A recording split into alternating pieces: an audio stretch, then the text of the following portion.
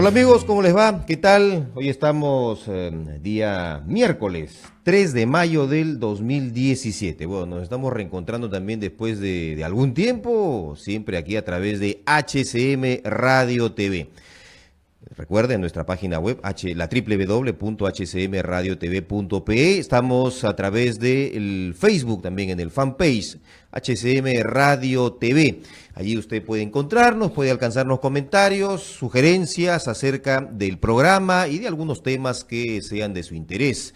Bueno, pues el ambiente político en nuestro país, obviamente, y social, se ha visto en cierta forma, no sé si el tema sea convulsionado, creo que sería exagerar también quizás el uso de este término, ¿no? Así lo hemos mencionado.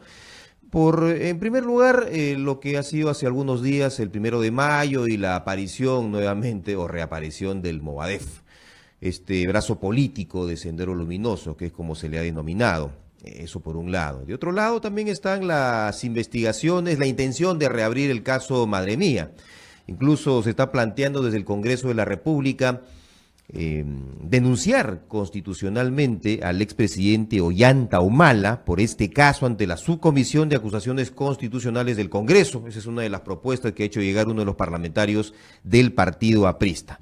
Son un par de temas con los cuales vamos a iniciar el programa el día de hoy. Ángel Arévalo está con ustedes en la conducción, Hugo Cayo en los controles y en la coordinación general, y la bienvenida a nuestro invitado de la jornada. Se trata del mayor del ejército en situación de retiro, también jefe, el comando del Guayaga, justamente en la época en que estaba allí presente el capitán Carlos, ¿no? El expresidente Ollanta Humala Tazo. Evaristo Castillo, un amigo también de esta casa, y le damos la bienvenida. ¿Cómo te va, Evaristo? Muchas gracias por estar con nosotros. Bueno, gracias. Bueno, buenos días y les agradezco la invitación, ¿no? Y HCM Radio Televisión y acá para conversar, ¿no?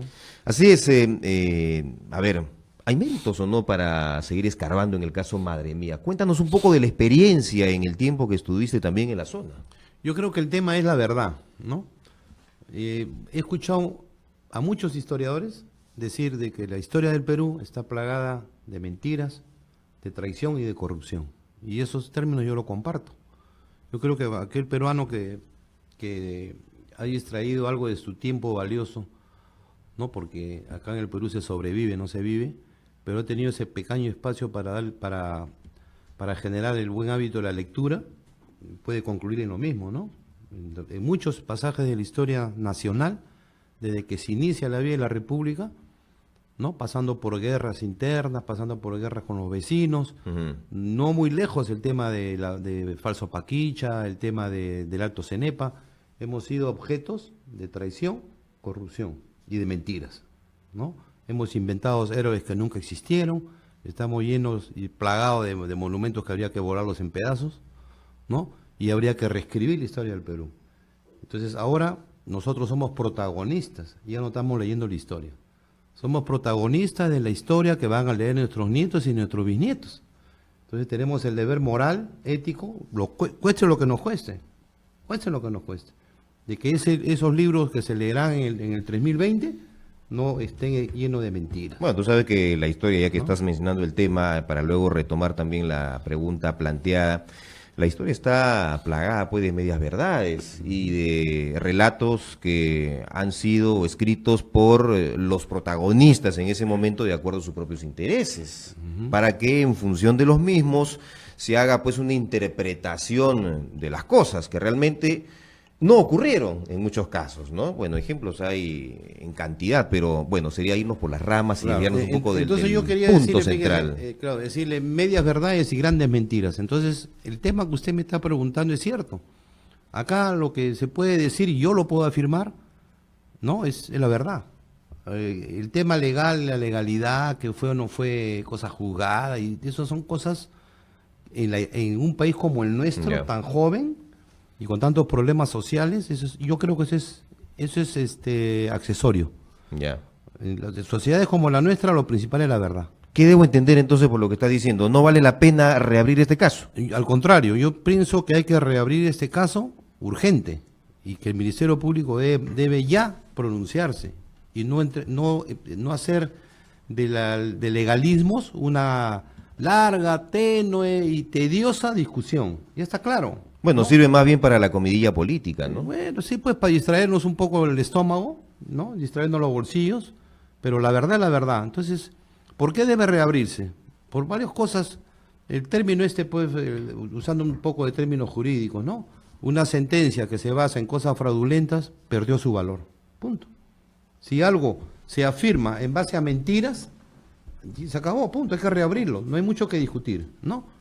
Y hay cosas hay que tratar las cosas de fondo, no de forma. Porque si la verdad es la verdad, debería ser el primero en pedir reabrirlo el señor Humala. Reábramelo, vamos por la verdad, porque dice él que tiene la verdad. Pero si comenzamos a decir, no, que ya fue juzgado, pues ya no, bueno, además hay nuevas pruebas. Yo entiendo como ciudadano de a pie, y yo creo que un buen lector, la cosa juzgada fraudulenta se acabó. ¿Y a qué se llama fraudulenta? Cuando uno ha coimeado al juez, ha coimeado al testigo, ha coimeado al fiscal. Donde hay coima, y es fraudulento, y se acabó. Todo vuelve juicio nulo, foja cero. Y se comienza el juicio. Eso lo sabe un estudiante de Derecho de tercero, de tercer ciclo. No hay mucho que discutir y que salga el Tribunal Constitucional y los famosos expertólogos de toda la vida. Que se vayan a hacer vayan a trabajar. El tema es que el ciudadano quiere la verdad. Entonces, ¿cuál es la verdad acá? Que existen unos audios que son las nuevas pruebas que ameritan un nuevo proceso, ¿no? Donde el propio inculpado, el propio señalado, que en este caso el señor Ollantumala, habla con personas y conversan sobre comprar testigos. Y no hay más que decir. Ahora, nos hemos quedado en la discusión de que el testigo se compró, si se compró, no se compró, que le dije... Pero ¿sabe cuál es el fondo del problema acá? El asesinato de personas. Ya, ¿lo compró o no lo compró? Bueno, ya pues, ya que sea lo que sea. Pero lo que sí está probado, porque el propio Ollantumala le dice a su abogado, al señor Carlos Escobar, sí, yo tuve acá a la señora Natividad, alias Micaela. Sí la tuve acá, en el puesto de vigilancia 1. Y no solamente él, lo dicen varios elementos de tropa, y que dice él que se lo entregó a elementos de inteligencia.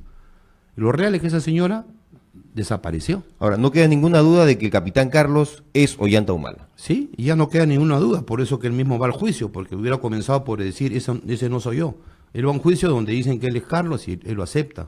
Tácitamente lo acepta y creo que ya hasta lo acepta. ¿Pero hay alguna posibilidad de que él no estuviera al tanto de las ejecuciones extrajudiciales que se produjeron en ese lugar? Ya no, porque primero que él era el comandante de la base, ¿no? Y en una base el comandante es el que todo lo que se hace o se deja de hacer es el responsable de una y de todas las formas. Y segundo, que él asume y afirma y acepta que sí, que ahí estuvo detenida y se lo dice a su abogado. O sea, sí es responsable. Es responsable. Sería responsable. Sí, sí, y luego él dice, yo se lo entregué a elementos de inteligencia y cuando el abogado le pregunta, ¿a quiénes? No lo puedo decir por lealtad a la corporación. Oiga, amemos más la vida de las personas, porque por más terrorista que sea, no somos nadie, nosotros, menos los militares que nos han formado dentro de la legalidad, y tenemos que ser los primeros a respetar la ley, para eliminar a ninguna persona. ¿En su momento el ejército hizo alguna investigación? No se condujo ningún tipo de investigación. Ahora, en ese tiempo, perdona la interrupción, ¿tú estabas en el lugar? En ese tiempo yo era jefe de operaciones en todo el frente. ¿Qué se decía? ¿Qué se hablaba? ¿Qué se comentaba sobre este caso? ¿Se conocía del mismo? No, ¿qué pasa? De que el frente de Guayaga tenía varias áreas. Las áreas las comandaban los batallones. Y cada batallón tenía sus subáreas, que eran básicamente las bases. Entonces, siempre se respeta pues el comando, ¿no? Entonces, nuestro señor comandante general, el jefe de operaciones que dicta las órdenes, ¿no? Para operar, para hacer trabajo militar, no para eliminar, y algunos elementos de inteligencia que hacen un trabajo para realizar las operaciones. Es un trabajo netamente profesional. Y en la profesión, yo no he seguido ningún curso para eliminar gente. Es otra cosa que también deben los ciudadanos de la patria desterrarse la cabeza. Nosotros nunca nos han enseñado ni a cortar cuellos, ni a matar, ni a desaparecer. No nos han enseñado eso. Nos han enseñado a detener, a interrogar sin torturar y a poner a disposición de quien compete. Al comando compete la justicia, el fuero civil o el fuero militar, ¿no? O sea, esa es la legalidad. Desaparecer no está en nuestros manuales, no existe, por favor. Los que nos quieren satanizar están equivocados. no existe, ¿no?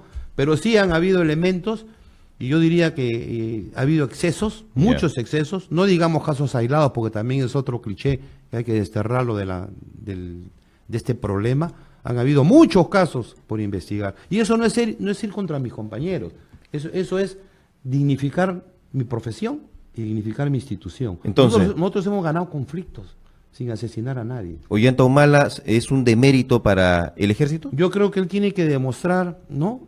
Que él es lo que dice que es, ¿no? Que es un hombre honorable. Bueno, ya sabemos todos los problemas que viene teniendo, ¿no? O sea, que lo demuestre en el fuero judicial. Yo creo que sí, que acá la justicia militar no tiene acá ningún espacio.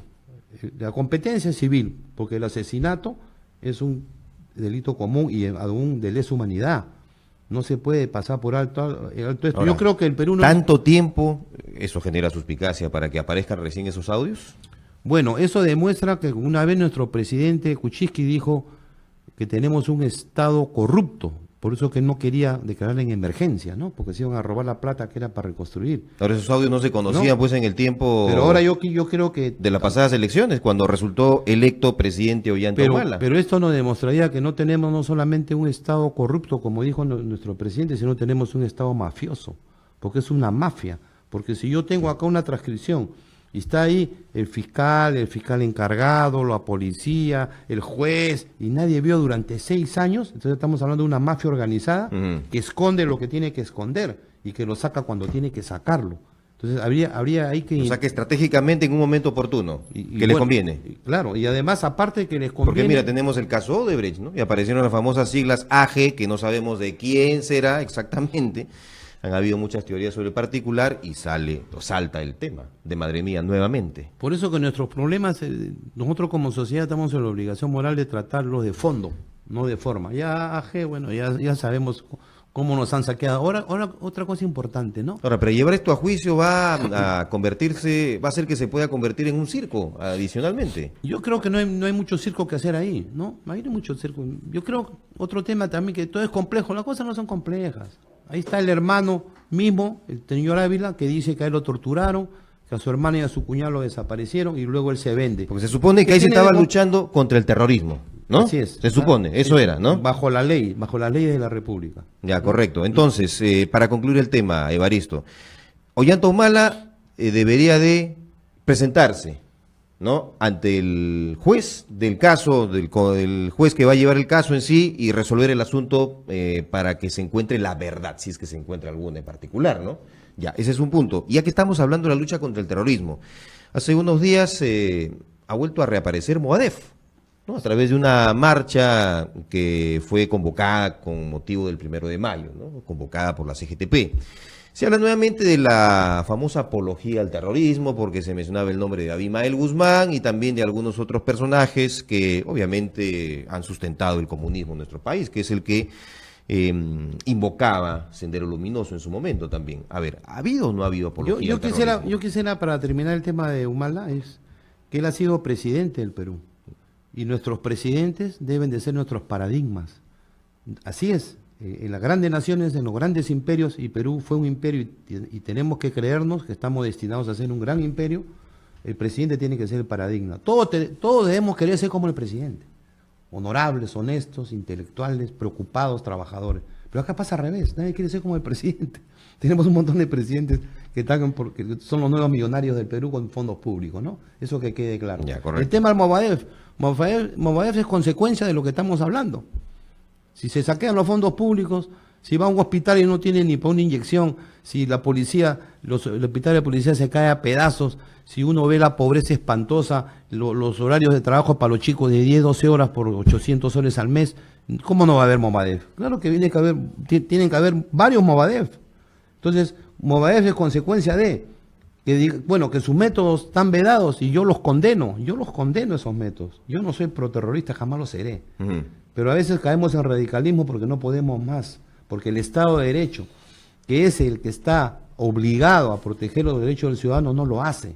Entonces voltean porque Movadef lo está prometiendo. Bueno, pero es que los miembros de este movimiento también dicen que se está a ver, cercenando sus derechos a la libre expresión, a participar en la vida política del país también. ¿Hay algo de eso o no? Yo creo que no. Movadef es un movimiento que nace de la violencia, es violentista, es el brazo legal de un movimiento violentista que cree que hay que destruirlo todo para intentar construir al modelo de ellos, y el modelo de ellos es opresor. Nuestra democracia es incipiente, es cierto, pero es buena. Hay que mejorarla muchísimo, claro que sí hay que mejorarla. Pero Movadef es un brazo que todos conocemos, que está haciendo un trabajo subterráneo, desgraciadamente, creo yo, eficiente, porque el Estado se está replegando y porque en lugar de tratar en la educación, de rescatar el civismo, estamos hablando de género. Pero ¿no crees tú que justamente esa actitud que han tenido nuestras autoridades de frenar al Movadef mediante el uso de cuestiones legales también, es lo que fomenta más bien el interés, la curiosidad de la gente por saber, pero ¿por qué están haciendo eso con este partido, este movimiento político? Algo debe de haber, así que me interesa y comienzo a involucrarme y así voy captando más adherentes. Lo que pasa es que el trabajo debió ser... ¿No cree que se consigue el efecto contrario? Pero yo creo que el Estado está bien que persiga lo que es malo, porque es malo generar violencia en la sociedad, pero ha debido ser el trabajo más integral. Decir, esto es malo y esto es lo bueno. Pero estamos diciendo, esto es malo, malo, malo. ¿Y qué cosa es lo bueno? Lo que estamos viendo todos los días, que se roban todo y que no tenemos bienestar. Entonces, ¿qué cosa es lo bueno? La educación cívica. O sea, la estrategia es mala. Yo creo que la estrategia integral está fallando, porque el Estado tiene varios pies, no tiene solamente uno. El Estado, para mí, de por sí debe ser represor, pero hay sectores que están para educar, para instruir, para informar. Entonces, allí es donde tiene que entrar el Estado y decirle, señores, educación cívica en los colegios, educación familiar, que se ha perdido, el respeto a la sociedad. Sí, hay muchos jóvenes que nacieron post época del terrorismo o durante la época del terrorismo y no saben, pues, qué pasó, quién fue Abimael Guzmán, ni siquiera. Bueno, mire, fíjese, ahora que hay cosas que los jóvenes no saben. O tienen una idea distorsionada de quién fue realmente él. Claro, o qué pasa, yo creo que ahí nuestro medio de comunicación tiene una gran labor y están fallando muchísimo, porque algunos medios inclusive han colaborado con distorsionar varios aspectos de la historia del Perú, ¿no? Muy bien, Evaristo, te comprometo una pausa para continuar conversando ahora de otros temas que involucran también el sector que tú conoces, defensa, ahora que el ministro Jorge Nieto está en boca de todo el mundo, ¿no?, a raíz de una serie de cuestiones que han sido de conocimiento público y también de una fecha que ya pasó hace algunos días, que ha sido recordada, pero que obviamente siempre trae controversia y tiene que ver con la acción del Comando Chavín de Huántar. Así que ya regresamos aquí en HCM Radio TV.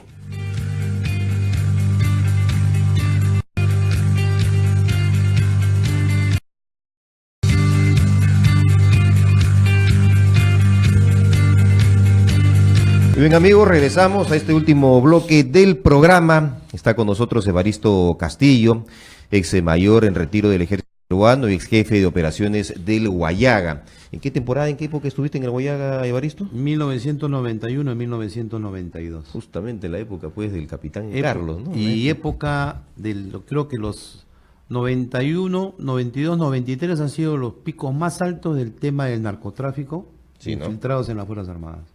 Algo que está pendiente, es un tema pendiente que esperemos que pronto se ponga en agenda, ¿no? Ahora que las condiciones van cambiando y la democracia quiere crecer. Si se lograra sacudir la alfombra de lo que pasa en el Brain, imagínate la cantidad de polvos y bichos que comenzarían a caer. Es que la única forma que la democracia crezca es con la verdad, no hay otra.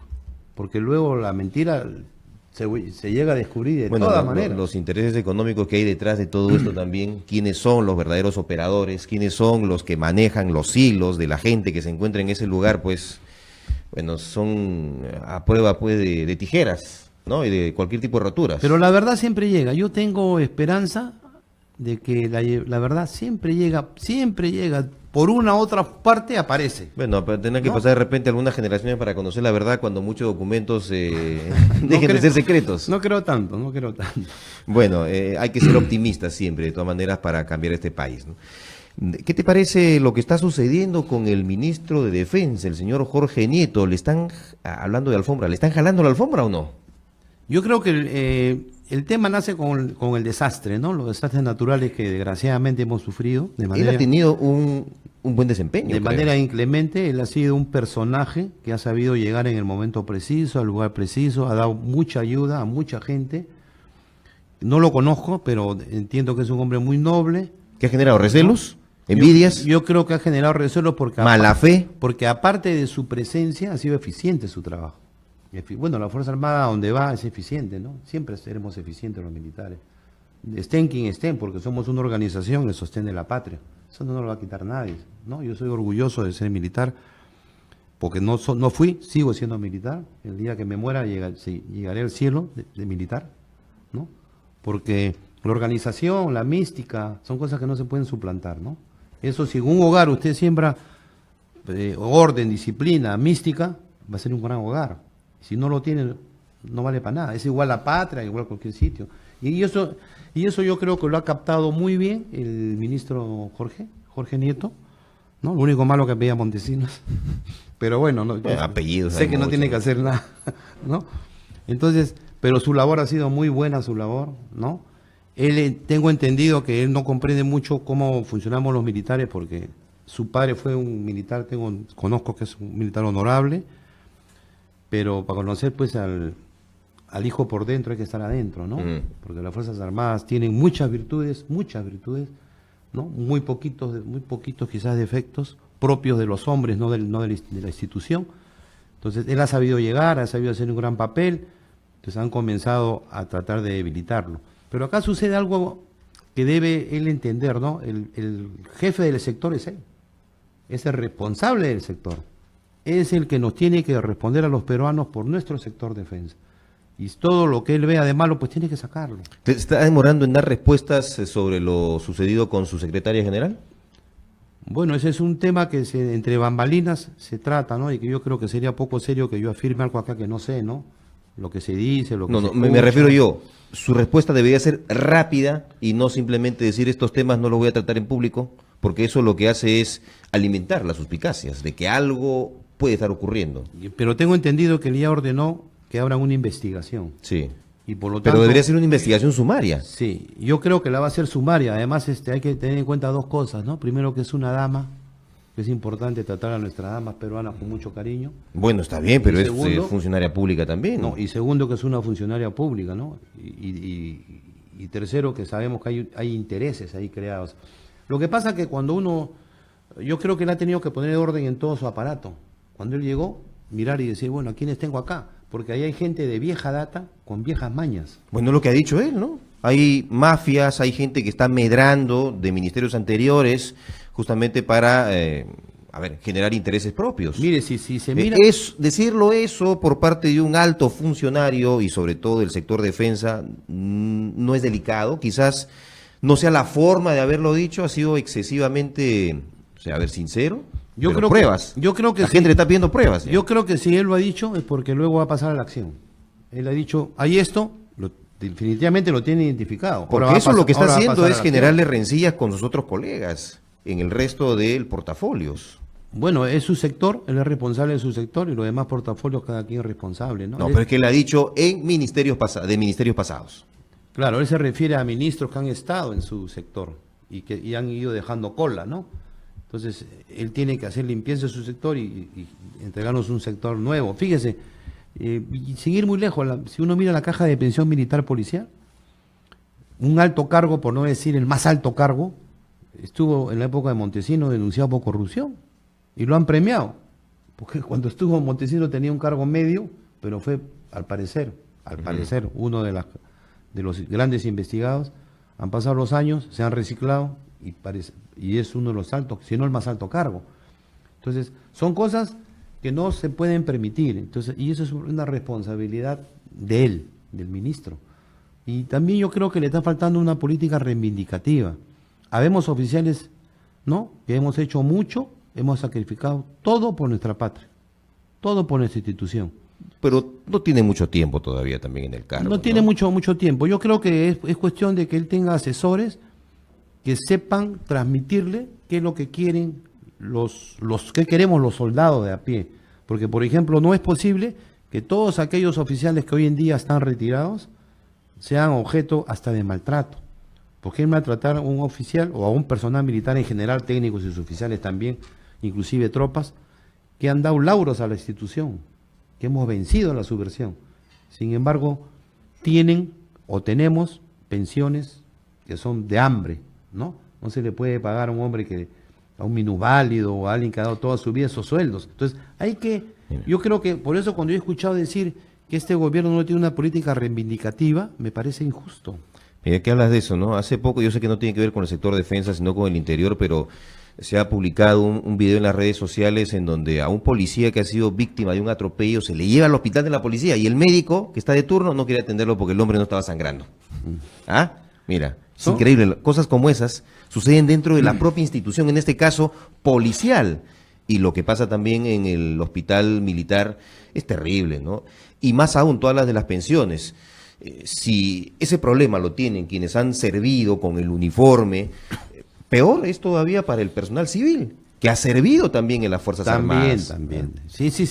Yo, bueno, disculpe que me he olvidado, yo he trabajado y tengo grandes amigos empleados civiles que tienen sueldos pues que son indignos, por decir una palabra chica, ¿no? Menos de 1.000 soles, un sueldo mínimo en algunos casos y otros menos. Y claro, y si le contamos sueldo, alimentos, pasajes, por supuesto, pasaje, ¿no? Ya, por Dios, ¿no? Entonces, esas son cosas que hay que ordenarlas, sí o sí, porque ¿qué pasa? De que el país va perdiendo la mística. Y el hombre que tuvo mística y que en su momento, fíjense, en la época de la subversión hay que reescribirla. La lucha fue incruenta, no se ha terminado de escribir esa lucha. Entonces, pero sin embargo hay juicios, hay un montón de cosas, hay sueldos de hambre, hay sueldos... O sea, la tarea del ministro en este sector defensa es enorme, por cierto, está haciendo desde tu punto de vista las cosas bien y lo que se está buscando con estas circunstancias que se han dado en este momento es sacarlo del cargo probablemente. Yo creo que el ministro tiene que... Bajarle la llanta. Sí, yo creo que el ministro tiene que entender de que él es un ministro de paso, que está de paso y que la labor que tiene que hacer ahí tiene que trascender y dejarnos una Fuerzas Armadas diferentes. Nunca algo en la agenda pendiente de todos los gobiernos fue la moralización de las Fuerzas Armadas. Ningún presidente quiso moralizar las Fuerzas Armadas. Porque yo siempre creo, antes se lo he dicho, los 3 pasos eran moralizar, reformar y modernizar. Sin embargo, sí se ha modernizado, sí se ha reformado, pero nunca se moralizó. Entonces tenemos pues, ¿y dónde está la famosa degradación que tenía que haberse hecho pública de gente que ha saqueado los presupuestos de la Defensa Nacional? Se hizo un cambio mañosamente en el gobierno de Toledo. Se cambió el Código de Justicia Militar y desapareció la degradación. Esa fue una decisión política de alto nivel en contubernio con quién, en contubernio con quiénes. O sea, en la agenda nacional hay temas pendientes y que tenemos sí o sí que cumplirlos, porque si no van a haber varios Movadef. Entonces uno tiene que decir, si no, la democracia no ejerce transparencia, no ejerce justicia. Entonces, ¿quién lo va a hacer? ¿No? Para finalizar, Evaristo, un tema que ha quedado pendiente de esta conversación todavía y no quería dejarlo de lado, antes ya la despedida, es, hace unos días hemos estado conmemorando la acción efectiva que tuvo y mundialmente conocida el Comando Chavín de Huántar, ¿no? Y obviamente esto genera siempre controversias, ¿no? Hay algunos que sugieren que no deberían ser considerados héroes, otros sí. Bueno, ha habido un reconocimiento de parte de autoridades en el Congreso de la República sobre el tema, pero yo creo que a pesar de que sigan pasando los años, acciones como esta que son relevantes, que son obviamente importantísimas, deberían de ser tratadas de una manera distinta por nuestros propios compatriotas también, ¿no te parece? Yo creo que la cosa tiene que estar clara, ¿no? Chavín de Huántar fue una operación militar exitosa, conducida por compañeros míos, de los cuales yo conozco a muchos de ellos, amigos míos, son excelentes profesionales, son camaradas de armas de la élite del ejército, son los comandos del ejército. El templo de la eficiencia y del heroísmo en el ejército peruano es la escuela de comandos, y eso es indiscutible, y nuestra escuela de paracaidistas. Ahí nacen, ahí sobre ello recae la gloria de la nación peruana, eso es indiscutible. La operación Chavín de Huántar fue una operación exitosa. Lamentablemente la han politizado hasta más no poder. La han politizado y eso hace mucho daño. Eso ha hecho mucho daño en sí a la operación, en sí a los propios beneficiados, porque se ven pues que se distorsiona el tema y se comienzan a hablar cosas que no van a resistir análisis y que le está dando al enemigo, en este caso a la violencia subversiva, argumentos para que cuestionen esa brillante operación, ¿no? Y eso es lo que yo lamento y la verdad que me preocupa. Porque sí, mis camaradas de armas son insignes defensores del Estado de Derecho.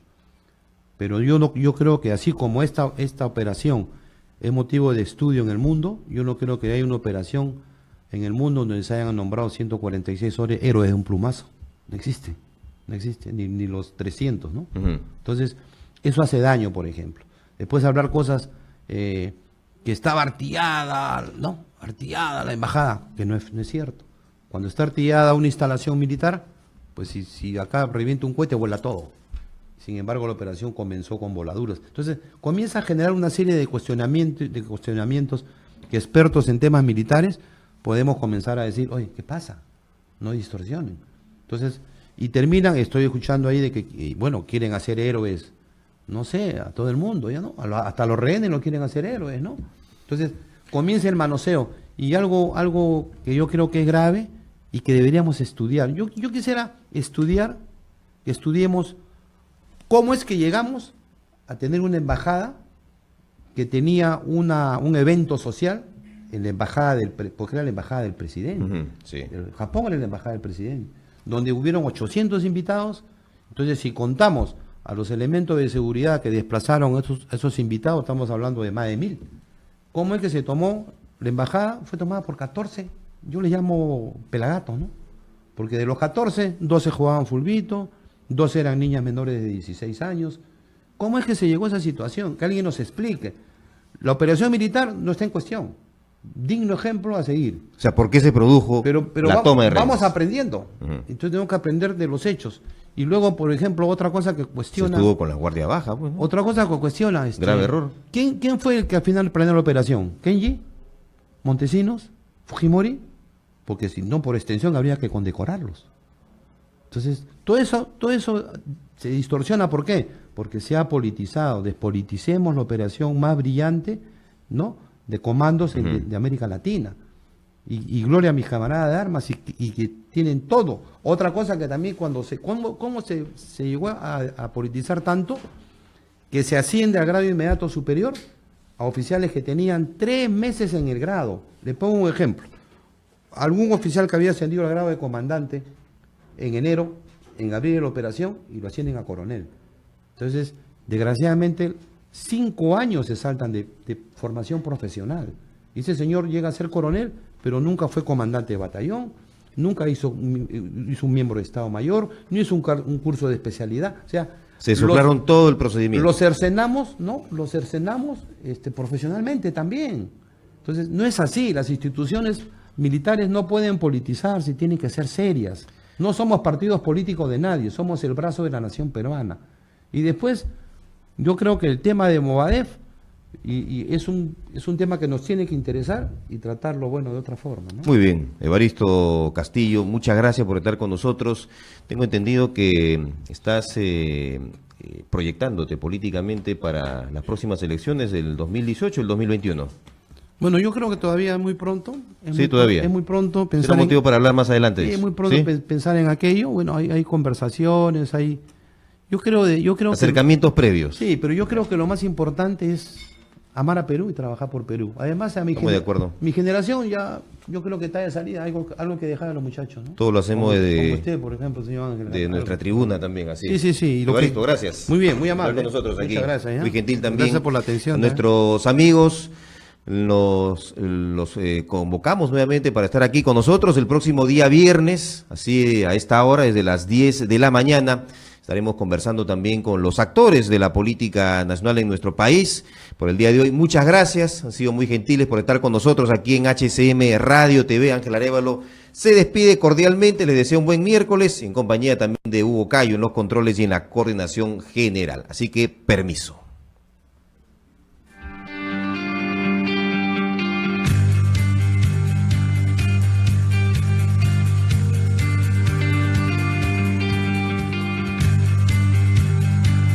En HCM Radio TV hemos presentado Punto Crítico.